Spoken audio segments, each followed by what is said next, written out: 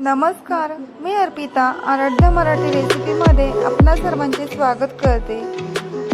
चला तर मैत्रिणींनो, आज आपण साधी सिंपल आणि सर्वांना आवडणारी अशी टोमॅटोची भाजी बनवणार आहोत। तुम्ही नेहमी टोमॅटोची चटणी खाल्ली असेल, पण आज आपण त्यापासून छान अशी रस्सा भाजी बनवणार आहोत। त्यासाठी सर्वप्रथम मी इथे कढईमध्ये थोडेसे शेंगदाणे भाजून घेते आणि ते भाजून झाल्यानंतर एका मिक्सरच्या भांड्यामध्ये थोडेसे पाणी टाकून बारीकचं वाटण बनवून घ्यायचं। त्यानंतर त्याच कढईमध्ये थोडेसे तेल टाकून त्यामध्ये 2-3 लसणाच्या पाकळ्या टाकून घ्यायच्या।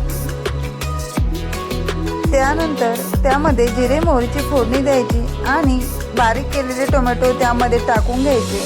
आधी मिरची न टाकता छान असे टोमॅटो मऊसूत होईपर्यंत मीठ टाकून परतून घ्यायचे। आता छान तेल सुटल्यानंतर मग त्यामध्ये 1 चमचा धणे पावडर आणि 1 ते 1.5 चमचा इतकी लाल तिखट टाकून घ्यायचे। यामुळे काय होणार आहे की भाजी छान परतल्या जाईल आणि भाजीला चव देखील छान येईल आणि तरी देखील येते।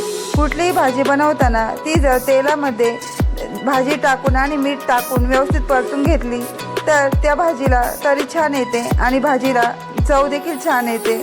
त्यामुळे आधी मिरची न टाकता भाज्या छान अशा परतून घ्यायच्या, म्हणजे भाजीही लवकर शिजल्या जाते। यामुळे गॅस देखील वाचतो, अशी पटकन भाजी शिजल्या जाते। आता त्यानंतर इथे मी वाटण केलेले शेंगदाणे टाकून घेतले। लागता त्यामध्ये पाणी टाकायचं आणि भाजीला छान अशी उकळी येऊ द्यायची। तर मैत्रिणींनो, नेहमी ती टोमॅटोची चटणी खाण्यापेक्षा अशा पद्धतीने टोमॅटोची रस्सा भाजी एकदा नक्कीच बनवून बघा। पूर्वी लोक याच पद्धतीने टोमॅटोची रस्सा भाजी बनवायचे आणि सगळे भाकरीसोबत आवडीने खायचे। भाजी दिसायला सिंपल जरी असेल, परंतु नेहमी तीच भाजी खाण्यापेक्षा अशी नवीन पद्धतीची एकदा साधी सिंपल परंतु तोंडाला चव आणणारी भाजी नक्कीच बनवून बघा।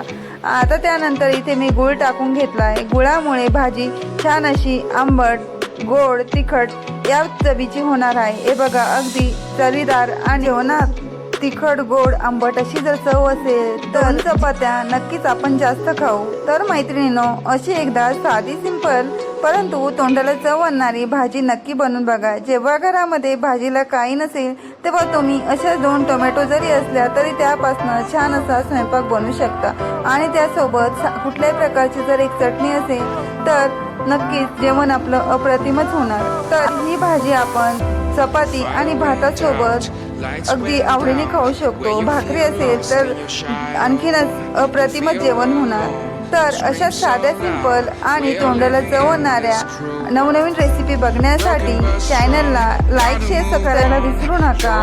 व्हिडिओ बघितल्याबद्दल धन्यवाद। भेटूया पुढच्या व्हिडिओमध्ये।